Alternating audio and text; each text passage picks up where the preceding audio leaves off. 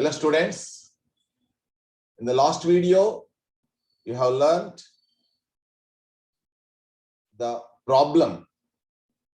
Learned in the sense I have explained in detail about various items which are in trial balance and which are going to come in trading account, profit and loss account and balance sheet.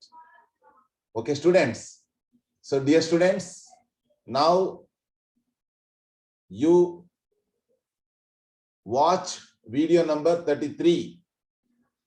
So before watching video number 34, I once again request you to watch video number 33 to understand the problem.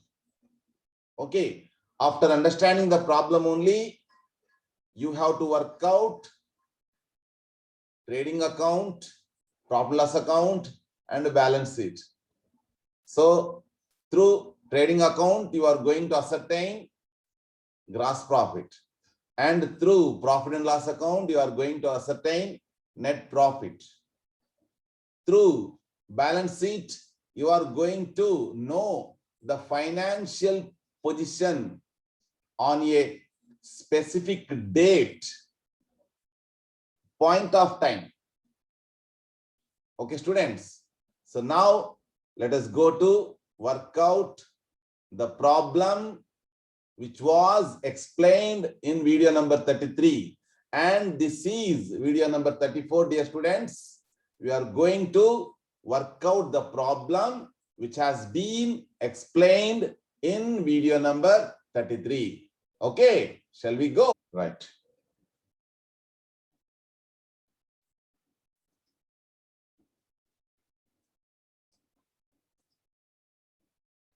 Okay students, adjustments దేనికి ఉన్నాయో మనం అది first చూసుకోవాలి problem చేయడానికి ముందు. కాబట్టి మనం అది మార్క్ వేసుకుందాం ఇక్కడ. సో ఇక్కడ మీరు చూస్తే క్లోజింగ్ స్టాక్ ఉంది. క్లోజింగ్ స్టాక్ డైరెక్ట్ గా రెండు చోట్ల వస్తుంది. ఓకే, అది ట్రేడింగ్ అకౌంట్ లో క్రెడిట్ సైడ్, బ్యాలెన్స్ షీట్ లో asset side, you know that. And out standing salaries ఇక్కడ 500 ఉన్నది, ప్లస్ ఒక చోట ఇక్కడ వస్తుంది కాబట్టి ఇంటూ మార్క్ వేసుకుందాం. ఇంకొక చోట శాలరీస్ క్యాచ్ చేసుకోవాల్సి వస్తుంది, ఇక్కడ ఇంటూ వేసుకుందాం. ఓకే, డిప్రిసియేట్ ఫర్నిచర్ అండ్ బిల్డింగ్స్ అంటే ఇవి రెండు కూడా ఇంటూ వేసుకుందాం, అంటే వాటికి అడ్జస్ట్మెంట్స్ ఉన్నాయని గుర్తు. తర్వాత ప్రొవిజన్ ఫర్ డౌట్ఫుల్ డెట్స్ 800, దీనికి డెటార్స్ సంబంధించిన అడ్జస్ట్మెంట్ అని గుర్తు. Provide for interest and capital అనే దానికి క్యాపిటల్. ఓకే, క్యాపిటల్ కి అడ్జస్ట్మెంట్ ఉంటుంది, అది కూడా ఒక పాయింట్. సో టోటల్ గా ఇంటూ మార్క్ ఉండేటివన్నిటికీ అడ్జస్ట్మెంట్స్ ఉన్నాయనేది ఫస్ట్ మీరు ప్రాబ్లం చూస్తేనే ఇంటూ వేసుకోవాలా. అంటే ప్రతి అడ్జస్ట్మెంట్ 2 టైమ్స్ వస్తుందనే విషయం మీరు గుర్తుపెట్టుకోవాలి. ఓకేనా? Right. Now let us go to format, trading and profit loss account format. Okay students, so మీరు చూస్తే trading and profit loss account format ఈ రకంగా debit credit side two sides ఉంటాయి, పర్టికులర్స్ రూపీస్. తర్వాత బ్యాలెన్స్ షీట్ కి వస్తే left side liabilities, right side assets. ఈ రూపంలో మనం ఫార్మాట్స్ రెడీగా సిద్ధం చేసుకున్నాం. Now we are going to work out the problem. Okay students, let us go to see the problem first, and let me what we say, we have to show windows side by side. That is a very, very important thing.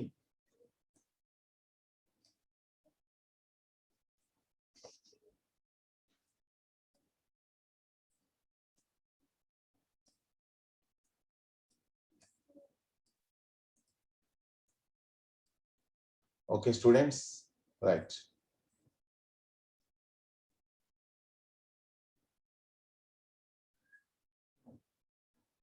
So ఇప్పుడు మనం 1 by 1 చేసుకుంటూ వెళ్దాం. So purchases,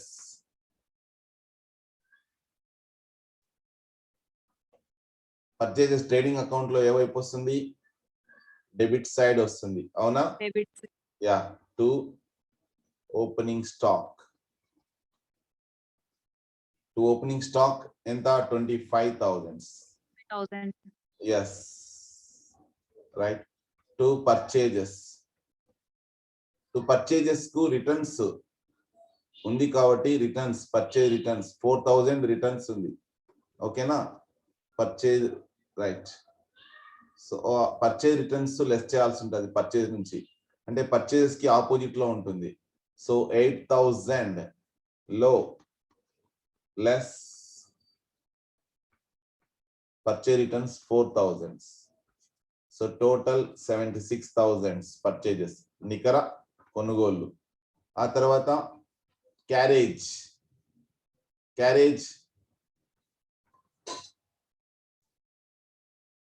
direct expense 1500 తీసుకుంటాం. ఆ తర్వాత ఏమున్నాయి ఇంకా మనకు, క్యారేజ్, డిస్కౌంట్, రిటర్న్స్. సో ఏవి కూడాను ట్రేడింగ్ అకౌంట్ లో డెబిట్ సైడ్ వచ్చేటివి లేవు. Now we shall go to credit side. So credit side వెళ్తే మనము బై సేల్స్ అని ఫస్ట్ ట్రాన్సాక్షన్ రాసుకుంటాం. ఇన్కమ్, డైరెక్ట్ ఇన్కమ్ లాంటిది. By sales 1,33,000. సారీ, సేల్స్ కు సేల్స్ రిటర్న్స్ ఉంది కాబట్టి ఓకే, మనం ఆ రిటర్న్స్ ను లెస్ చేయాల్సి ఉంటుంది. So by sales 1,33,500 less sales returns amount total గా 3,000. ఓకే, 3,000. సో 3,000 లెస్ చేస్తాం మనం. లెస్ చేస్తే 1,30,500 అవుతుంది. ఆ తర్వాత మనము ట్రేడింగ్ అకౌంట్ లో ఓపెనింగ్ స్టాక్ ట్రేడింగ్ అకౌంట్ లో డెబిట్ సైడ్ రాసుకుంటే opening stock, closing stock trading account లో క్రెడిట్ సైడ్ రాసుకోవాలా. సో మనకు క్లోజింగ్ స్టాక్ ఎంత ఉంది మనకు ప్రాబ్లం లో అంటే 30,000 ఉంది. By closing stock 30,000. సో ఈ రకంగా చేసిన తర్వాత మనం you have to find out gross profit. So find out gross profit.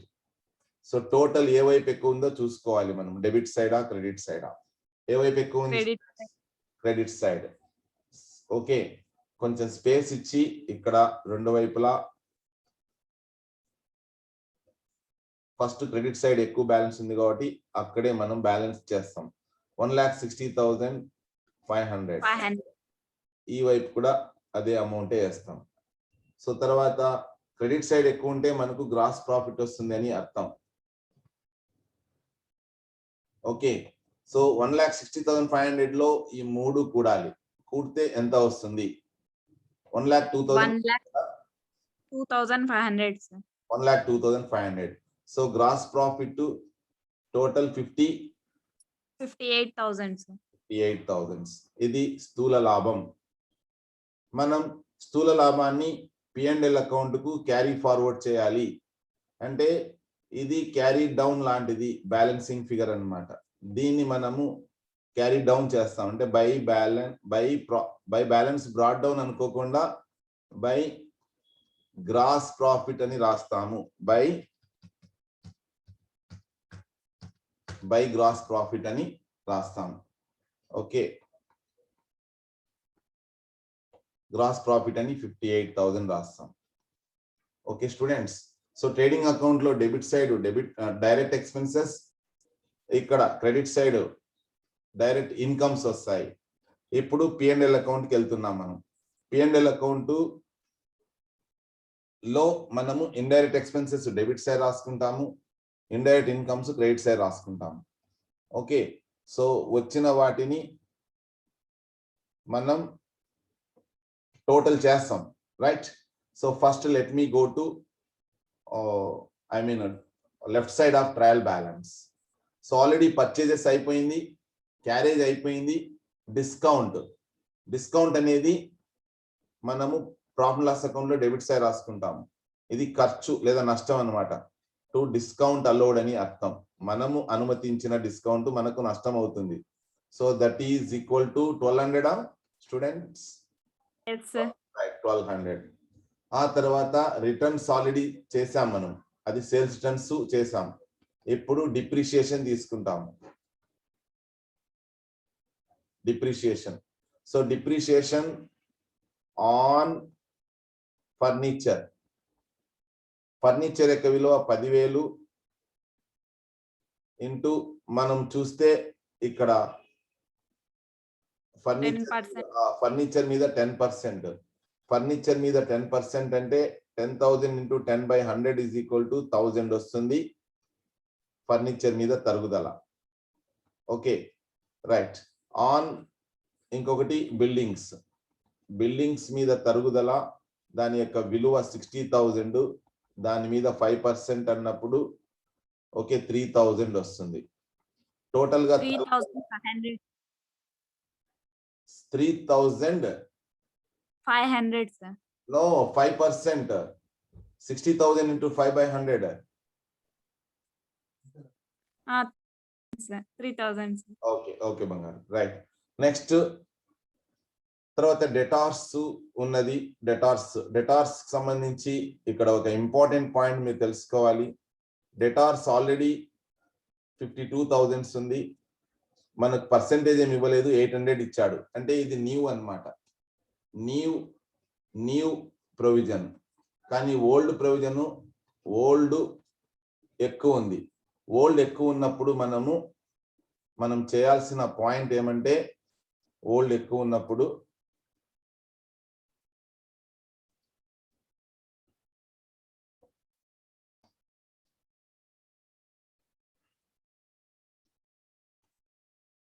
Sorry right, scroll bar లోపలికి రాలేదు రైట్. ఓకే, ఓల్డ్ది ఎక్కువ ఉన్నప్పుడు మనం చేయాల్సిన పని ఏమంటే క్రెడిట్ సైడే రాసుకోవాలి. By provision for bad debts 1000, ఇది ఓల్డ్ వన్ అన్నమాట. ఓల్డ్ నుంచి కొత్తది తక్కువ ఉన్నప్పుడు కొత్తదాన్ని లెస్ చేయాల. లెస్ న్యూ పిబిడి అంటే ప్రొవిజన్ ఫర్ బ్యాడ్ డెట్స్. పిబిడి అంటే 800. ఆ ఎక్సెస్ అమౌంట్ 200 మనము క్రెడిట్ సైడే వేసుకోవాలా. ఒకవేళ కొత్తది ఎక్కువ ఉంటే డెబిట్ సైడ్ వస్తుంది, అంటే పాతదాన్ని లెస్ చేసి మిగతా ఎక్సెస్ ఉంటే అది మనము ఇక్కడ రాసుకోవాల్సి ఉంటుంది. ఓకే స్టూడెంట్స్, సో అడ్జస్ట్మెంట్ అక్కడ కంప్లీట్ చేసాము. తర్వాత ట్రావెలింగ్ ఎక్స్పెన్సెస్. ట్రావెలింగ్ ఎక్స్పెన్సెస్ కూడాను ఇండైరెక్ట్ ఎక్స్పెన్సే, సేల్స్ అప్పుడు పెట్టే ఖర్చు. Travelling expenses total 900. ఓకే, తర్వాత శాలరీస్ కు అడ్జస్ట్మెంట్ ఉందని మనకు తెలుస్తుంది, ఎందుకంటే మనము ముందుగానే ఇంటూ మార్క్ వేసుకున్నాము. ఓకే, ఇంటూ మార్క్ వేసుకున్నాము కాబట్టి యాడ్ అవుట్ స్టాండింగ్ శాలరీస్ అని రాసుకుంటాము. ఎంత ఉంది అవుట్ స్టాండింగ్ శాలరీస్ ఈ సంవత్సరం చెల్లించాల్సిన అమౌంట్ 500. సో టోటల్ 24,500 శాలరీస్ వేసుకుంటాం. ఆ తర్వాత సన్రీ ఎక్స్పెన్సెస్. సన్రీ ఎక్స్పెన్సెస్ 5,500, ఇది కూడా ప్రాఫిట్ లాస్ అకౌంట్ లో డెబిట్ సైడ్ వస్తుంది. తర్వాత రిపేర్స్, ఇది కూడా ప్రాఫిట్ లాస్ అకౌంట్ లో డెబిట్ సైడ్ వస్తుంది 1,300. ఓకేనా. ఇక cash at bank, cash at పెట్టి క్యాష్, ఇవి రెండు కూడా నగదులు కాబట్టి ఆస్తిగా భావిస్తాం మనము. ఏవి కూడా మిస్ చేయలేదని అనుకుంటున్నాను. ఓకేనా students? Okay sir. Right. Next ఇప్పుడు మనము క్రెడిట్ సైడ్ వస్తాము. క్రెడిట్ సైడ్ క్యాపిటల్ ఉంది, క్యాపిటల్, తర్వాత క్రెడిటార్స్, జనరల్ రిజర్వ్, ప్రొవిజన్, అవి మూడు కూడాను బ్యాలెన్స్ షీట్ లో లయబిలిటీ సైడ్ వస్తాయని ఆల్రెడీ వీడియో నంబర్ 33లో మీకు ఎక్స్ప్లెయిన్ చేశాము. ఓకే, ఆ తర్వాత provision for doubtful debts already ఇంతకు ముందే దాన్ని మనం కరెక్ట్ చేసాము, ఎంటర్ చేసాము. సేల్స్ ట్రేడింగ్ అకౌంట్ లో క్రెడిట్ సైడ్ వచ్చింది, రిటర్న్స్ ఆల్రెడీ అయిపోయింది. శాలరీస్ అవుట్ స్టాండింగ్ లయబిలిటీ, అది లాస్ట్ ఇయర్ది ఇంకా చెల్లించలేదు కాబట్టి అప్పుగా రాసుకుంటాము. ఇంకొకటి బ్యాడ్ డెట్స్ రికవర్డ్. ఇంతకు ముందు మనము బ్యాడ్ డెట్స్ గా నష్టంగా చూపించినది వచ్చింది అంటే మనకు ఆదాయం అవుతుంది, అందుకని మనం దాన్ని క్రెడిట్ సైడ్ రాసుకుంటాము. ఓకే స్టూడెంట్స్, ఇంకొకటి ఉంది అడ్జస్ట్మెంట్, 5వ adjustment, provision for interest on capital. Dear students, provision for interest on capital అనేది మనకు ఒక లోన్ మీద వడ్డీ ఎట్లా గణిస్తామో ఓనర్ ఇచ్చిన క్యాపిటల్ మీద కూడా వడ్డీ చెల్లించాలి. అంటే మనకు ఓనర్ ఇచ్చే క్యాపిటల్ ఎంత వాల్యూ అంటే టోటల్ 70,000. 70,000 మీద 5% వడ్డీ అంటే ఆ 70,000 అసలు, దాని మీద వడ్డీ 5% అంటే సో ఇంట్రెస్ట్ ఆన్ క్యాపిటల్. ఇది మనకు ఖర్చు అవుతుంది. బ్యాంక్ లో లోన్ తీసుకుంటే దాని మీద వడ్డీ మనకి ఎట్లా ఖర్చు అవుతుందో ఈ క్యాపిటల్, ఓనర్ యొక్క క్యాపిటల్ మీద కూడా అది కూడాను మనకు ఖర్చు అవుతుంది. అంటే 70,000 into 5/100 is equal to 3,500. ఇది మనకు ఖర్చు కాబట్టి ఖర్చులను డెబిట్ చేశాము. ఓకే స్టూడెంట్స్, ఇక టోటల్ గా ట్రాన్సాక్షన్స్ మీరు అబ్జర్వ్ చేస్తే అన్ని ట్రాన్సాక్షన్స్ మనం ఎంటర్ చేశాము. Right. So profit trading account first gross profit మనము అసర్టైన్ చేసినాము. ఇప్పుడు మనం ప్రాఫిట్ లాస్ అకౌంట్ టోటల్ చేస్తాము. Profit and loss account total మీరు అబ్జర్వ్ చేసినట్టయితే ఫస్ట్ క్రెడిట్ సైడ్ కూడతాం. ఎందుకంటే ఇదంతా ఈ 3 ఐటమ్స్ అయినా కూడా ఎక్కువ అమౌంట్ మనకు కనపడుతుంది కాబట్టి 58,400 అని రాసుకుంటాము. అదే మొత్తాన్ని తీసుకొచ్చి ఇక్కడ రాస్తాం. ఓకే, 58,000.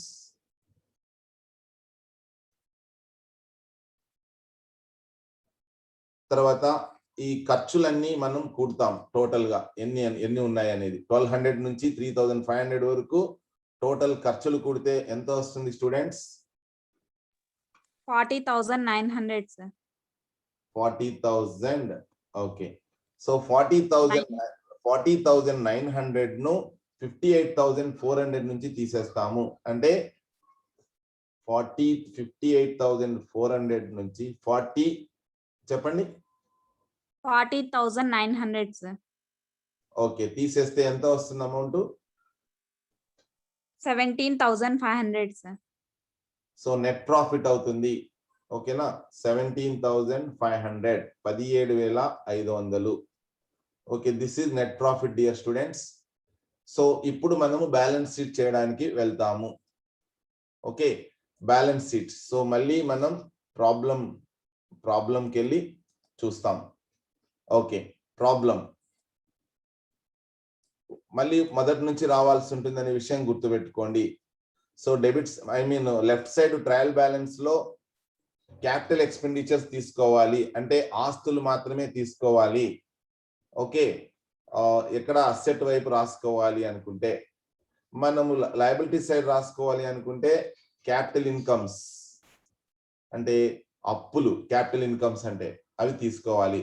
సో స్టార్టింగ్ మనం ఫస్ట్ లో క్యాపిటల్ తీసుకుంటాం liability side. So capital is equal to 70,000 అని ఇన్నర్ కాలంలో రాసుకుంటాము. దానికి యాడ్ ఇంట్రెస్ట్ అని రాస్తాం. Interest is equal to 3,500. Adjustment లో కూడా అడ్జస్ట్మెంట్ గా ఇచ్చారు కాబట్టి P&L అకౌంట్ లో ఒకసారి వస్తుంది, ఇక్కడ ఒకసారి వస్తుంది, 73,500 అవుతుంది.